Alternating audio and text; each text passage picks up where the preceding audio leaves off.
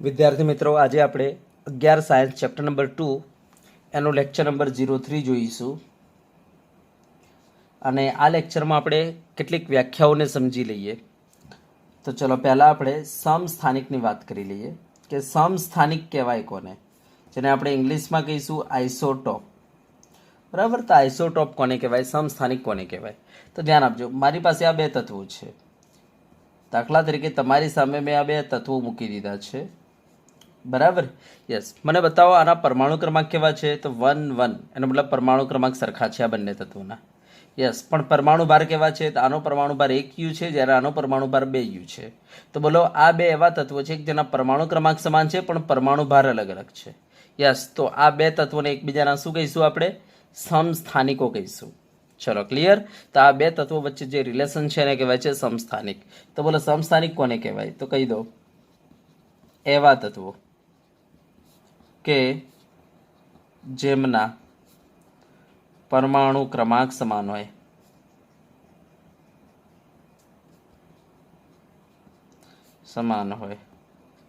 પરંતુ પરમાણુ ભાર કેવા હોય? અલગ અલગ. પરમાણુ ભાર અલગ અલગ હોય તો તેમને સમસ્થાનિકો કહે છે.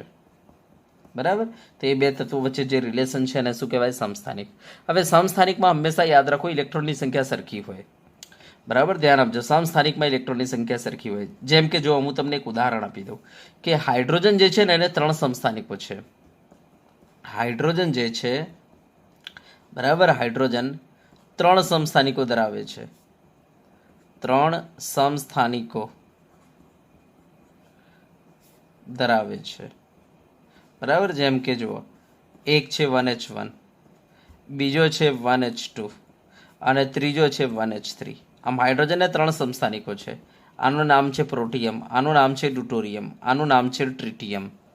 બરાબર, તો હાઇડ્રોજનને 3 સમસ્થાનિકો છે, પ્રોટિયમ, ડ્યુટોરિયમ, ટ્રિટિયમ. આ ત્રણના પરમાણુ ક્રમાંક જોશો તો સરખા છે, 1 1 1. ખાલી પરમાણુ ભાર અલગ છે. આનો 1 યુ છે, આનો 2 યુ છે અને આનો 3 યુ છે. તો પરમાણુ ભાર અલગ છે, માટે આ ત્રણે શું કહીશું આપણે? સમસ્થાનિકો કહીશું. હવે જુઓ, આના અંદર પ્રોટોનની સંખ્યા, ઇલેક્ટ્રોનની સંખ્યા અને ન્યુટ્રોનની સંખ્યા કાઢો. જો આમાં પ્રોટોનની સંખ્યા 1 છે, કારણ કે પરમાણુ ક્રમાંક 1, એટલે આમાં પ્રોટોનની સંખ્યા 1 છે. બરાબર, આમાં પ્રોટોનની સંખ્યા 1 છે. હવે આપણને ખબર છે ઇલેક્ટ્રોન કેટલા હોય, તો જેટલા પ્રોટોન એટલા ઇલેક્ટ્રોન હોય. ચલો ન્યુટ્રોન કાઢવા છે, તો 1 - 1 કરો તો 0, 2 - 1 કરો તો 1 અને 3 - 1 કરો તો 2. બરાબર, તો તમે જોઈ શકો છો સમસ્થાનિકમાં ઇલેક્ટ્રોન કેવા હોય? સરખા હોય. જો છે ને ઇલેક્ટ્રોન સરખા, 1 1 1. હવે એક વસ્તુ ધ્યાન આપજો, કોઈ પણ એવા તત્વો કે જેમાં ઇલેક્ટ્રોન સરખા હોય ને, તેમના રાસાયણિક ગુણધર્મો સરખા હોય. આ નિયમ છે. કારણ કે રાસાયણિક ગુણધર્મો સીધા કોના પર ડિપેન્ડ રાખતા હોય? એમાં રહેલા ઇલેક્ટ્રોનની સંખ્યા ઉપર. હવે ઇલેક્ટ્રોન સરખા તો રાસાયણિક ગુણધર્મો સરખા. તો જો સમસ્થાનિકોના અંદર હંમેશા ઇલેક્ટ્રોન સરખા આવે છે, માટે કહી દો સમસ્થાનિકના રાસાયણિક ગુણધર્મો હંમેશા સરખા હોય. તો ધ્યાન આપજો, સમસ્થાનિકોના રાસાયણિક ગુણધર્મો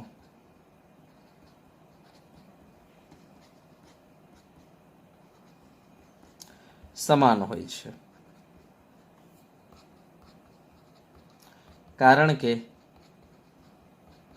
કારણ કે તેમનામાં ઇલેક્ટ્રોનની સંખ્યા સમાન હોય છે માટે.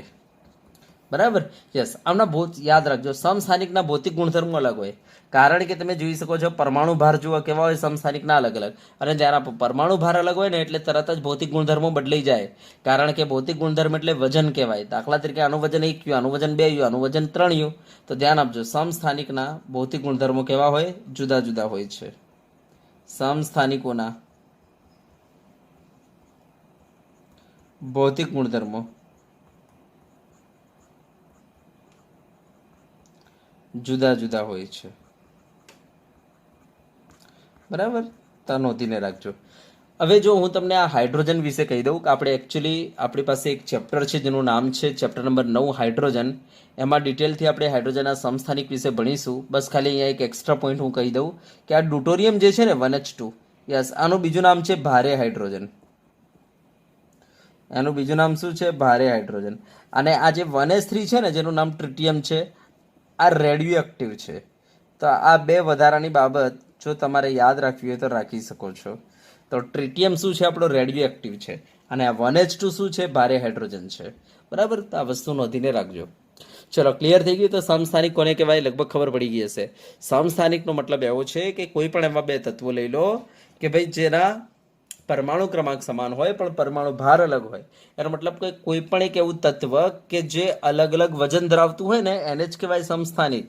જેમ કે હાઇડ્રોજન, તો એક છે 1 U વાળો, બીજો છે 2 U વાળો, તો કહી દો એ સમસ્થાનિક છે.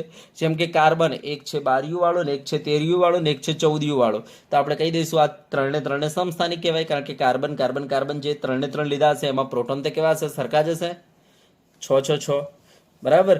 તો સમસ્થાનિક વિશે કોન્સેપ્ટ ક્લિયર થઈ ગયો છે. સમસ્થાનિક એનો મતલબ કે જેના પરમાણુ ક્રમાંક સમાન હોય, એનો મતલબ તત્વ સરખું. હાઇડ્રોજન તો હાઇડ્રોજન જ, યસ, પણ ભાર અલગ અલગ હોય તો આપણે એને શું કહીશું? આપણે સમસ્થાનિકો કહી દઈશું. ચલો, ક્લિયર? ઓકે, ચલો હવે બીજી વ્યાખ્યા આપણે જોઈએ. તો ચલો બીજું સમભારાંક. સમભારાંક જેને કહીશું આઇસોબાર.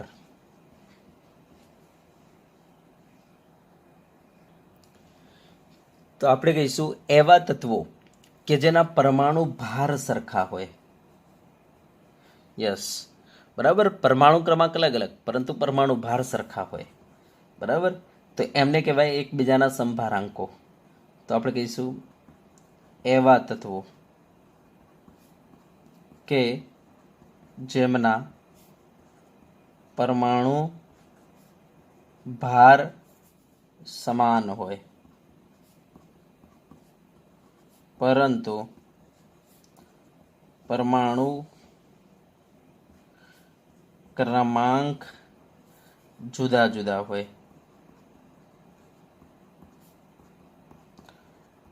તો તેમને બરાબર એકબીજાના શું કહી દઈશું? આપણે સમભારાંકો કહીશું. દાખલા તરીકે મારી પાસે આ કાર્બન છે. દાખલા તરીકે એક સમસ્થાનિક લીધો કાર્બનનો 14, અને મારી પાસે આ નાઇટ્રોજન છે જે 14 પરમાણુ ભારવાળો છે. તો આપણે કહીશું, બોલો, આ બંનેના પરમાણુ ક્રમાંક કેવા છે? અલગ અલગ, પણ પરમાણુ ભાર કેવા છે? સરખા. તો કહી દો આ બંને વચ્ચે જે રિલેશન છે એને શું કહેવાય? સમભારાંકો. બરાબર, આઇસોબાર કહેવાય. ચલો, ઓકે, યસ. ચલો, એના પછી આપણે ત્રીજી વ્યાખ્યા આપીએ, આઇસોટોન. આઇસોટોન કોને કહેવાય? આઇસોટોન તો સિમ્પલ છે, જેમાં ન્યુટ્રોન સરખા હોય એવા તત્વો.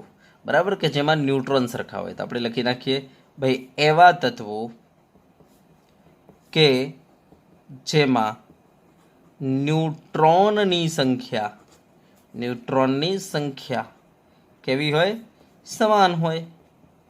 સમાન હોય. તો તેમને શું કહેવાય છે? આઇસોટોન કહેવાય. એકબીજાના આઇસોટોન કહે છે. દાખલા તરીકે એક સિમ્પલ વસ્તુ છે, મારી પાસે આ સિલિકોન છે, એમ સમજો આ ફોસ્ફરસ છે, આ સલ્ફર છે. આ 14 પરમાણુ ક્રમાંક, આનો 15, આનો 16. હવે આ છે મારી પાસે 30, આ છે 31 અને આ છે 32. હવે મને કોઈ પૂછે કે ભાઈ આમાં ન્યુટ્રોન કેટલા? તો આપણે કહીશું 30 - 14 કરો એટલે કેટલા આવે તમારો જવાબ? તો 16. આમાં ન્યુટ્રોન તો 31 - 15 કરો તો જવાબ શું આવે? 16. આમાં ન્યુટ્રોન તો 32 - 16 કરો, જવાબ શું આવે? 16. તો જો આ બધામાં ન્યુટ્રોન કેવા આવ્યા? સરખા. તો બોલો આને શું કહીશું? આ ત્રણે આઇસોટોન કહી દઈશું. ચલો, બોલો, ક્લિયર? તો આઇસોટોન કોને કહેવાય? તો આપણે કહીશું એવા તત્વો કે જેમાં ન્યુટ્રોન કેવા હોય? સરખા. તો આપણે એને શું કહીશું? આઇસોટોન કહી દઈશું એકબીજાના. ચલો, ઓકે. ચલો, હવે એના પછી આપણે નેક્સ્ટ વ્યાખ્યા જોઈએ, આઇસોડાયફર્સ. બરાબર,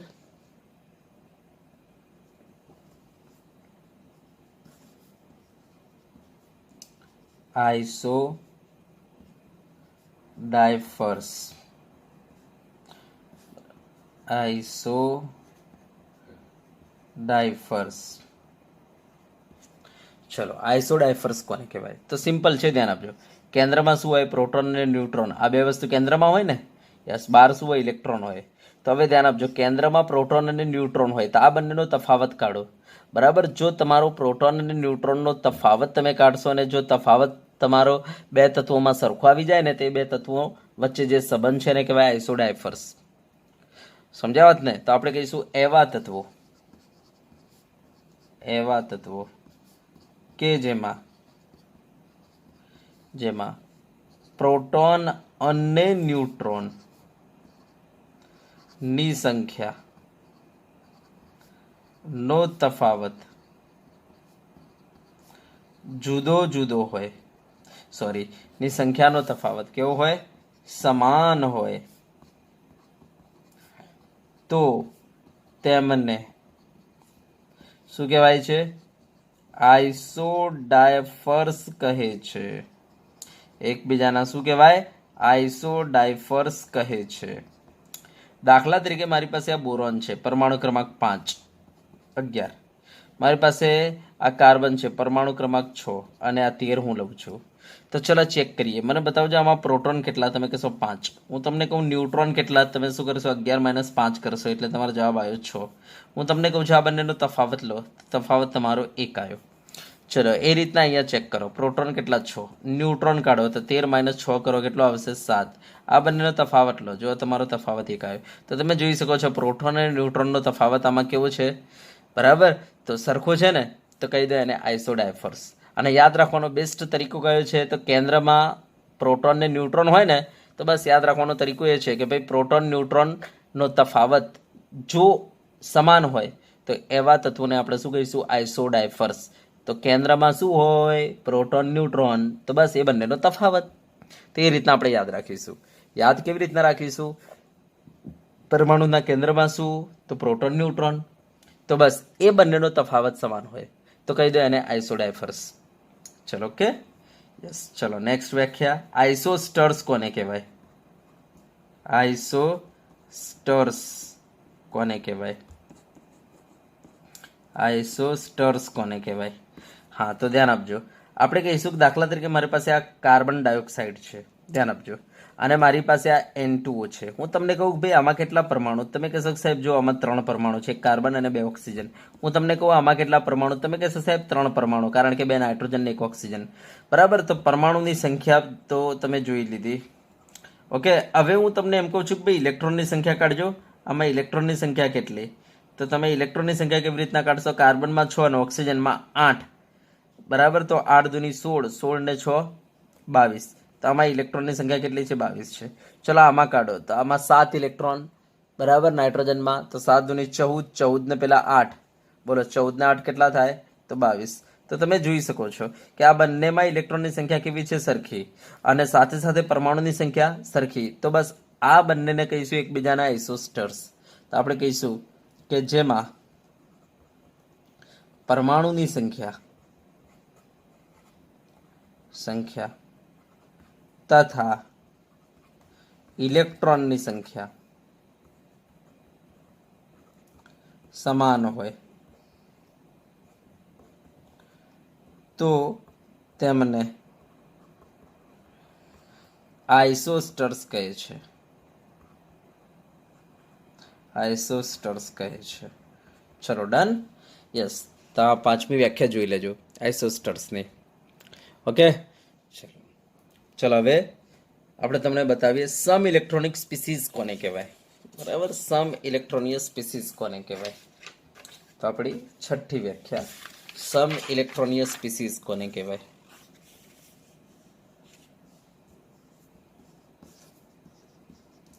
સમ ઇલેક્ટ્રોનિય સ્પીસીઝ અથવા આઈસો ઇલેક્ટ્રોનિક સ્પીસીઝ.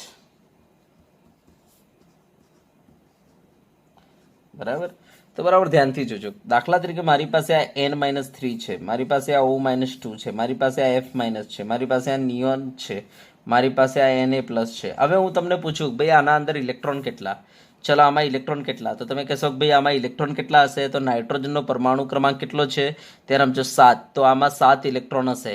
પણ હવે -3 છે, જો -3 હોય તો +3 કરો તો 7 ને 3 કેટલું થઈ જાય 10, તો આમાં 10 ઇલેક્ટ્રોન હશે. આમાં પરમાણુ ક્રમાંક 8 એટલે 8 ઇલેક્ટ્રોન, પણ -2 છે તો +2 કરો એટલે 10 ઇલેક્ટ્રોન. આમાં પરમાણુ ક્રમાંક 9 છે એટલે 9 ઇલેક્ટ્રોન, પણ -1 છે એટલે +1 કરો એટલે 10 ઇલેક્ટ્રોન. નિયોનમાં 10 ઇલેક્ટ્રોન. સોડિયમમાં તો 11 ઇલેક્ટ્રોન હશે કારણ કે એનો પરમાણુ ક્રમાંક 11 છે એટલે 11 ઇલેક્ટ્રોન. બરાબર, યસ. પણ ઉપર +1 છે એટલે -1 કરો એટલે 10 ઇલેક્ટ્રોન. તો તમે જોઈ શકો છો આ બધા ઘટકો એવા છે કે જેમાં ઇલેક્ટ્રોનની સંખ્યા કેવી છે, સરખી. તો આ બધા 5 ને શું કહીશું, સમ ઇલેક્ટ્રોનિક સ્પીસીસ કહીશું. તો આપણે કહીશું એવા ઘટકો, એવા સ્પીસીઝ કે જેમાં રહેલ ઇલેક્ટ્રોનની સંખ્યા સમાન હોય તો તેમને સમ ઇલેક્ટ્રોનિક સ્પીસીઝ કહે છે. સ્પીસીઝ કહે છે.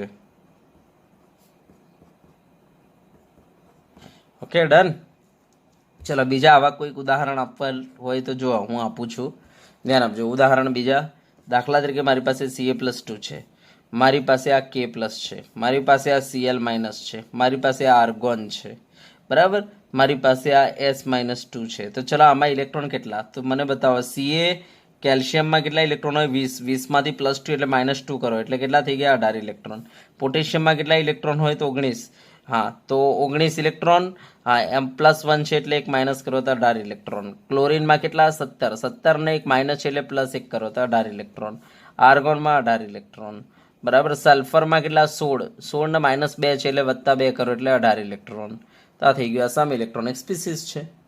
બોલો આપણે જો એક નેક્સ્ટ ઉદાહરણ આપું. દાખલા તરીકે CO છે મારી પાસે, એક Cn- છે અને N2 છે. મને બતાવો આમાં કેટલા ઇલેક્ટ્રોન, તો કાર્બનમાં 6 અને ઓક્સિજનમાં 8 એટલે 14 ઇલેક્ટ્રોન.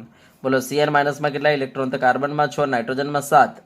બરાબર, હા તો 7 ના 6 એટલે કેટલા 13 થાય, અને -1 એટલે 14 ઇલેક્ટ્રોન. બરાબર, અને આના અંદર કેટલા ઇલેક્ટ્રોન છે 14 ઇલેક્ટ્રોન. તો જો આ પણ શું છે, સમ ઇલેક્ટ્રોનિક સ્પીસીસ છે. ચલો ક્લિયર થઈ ગયું. તો સમ ઇલેક્ટ્રોનિક સ્પીસીસ કોને કહેવાય, જેના અંદર ઇલેક્ટ્રોનની સંખ્યા કેવી હોય, સરખી. તો એવા ઘટકોને આપણે શું કહીશું, સમ ઇલેક્ટ્રોનિક સ્પીસીસ કહીશું.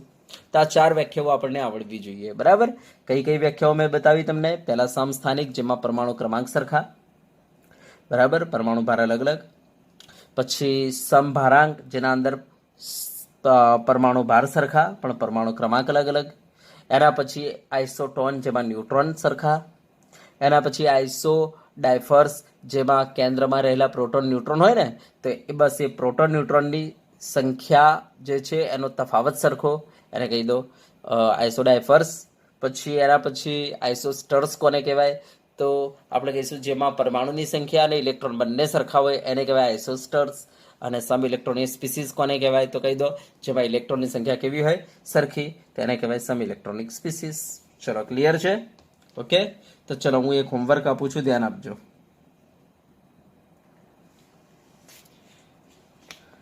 તો જો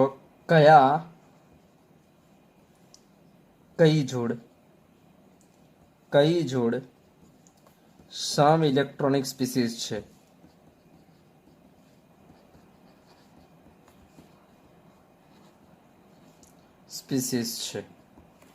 બરાબર, તો ચલો હું અહીંયા 4 જોડ લખીને આપી દઉં છું. એક છે NO2, બીજો O2+, NO, ત્રીજો NOCO, ચોથો O2CO. ચલો બરાબર, તો આમાંથી તમારે ડિસાઈડ કરવાની છે કે કઈ જોડ જે છે સમ ઇલેક્ટ્રોનિક સ્પીસીસ છે. બરાબર, તો આનો જવાબ મને વોટ્સઅપ કરવાનો રહેશે. ચલો બરાબર, તો વિદ્યાર્થી મિત્રો આજે આપણે આટલે સુધી રાખીશું.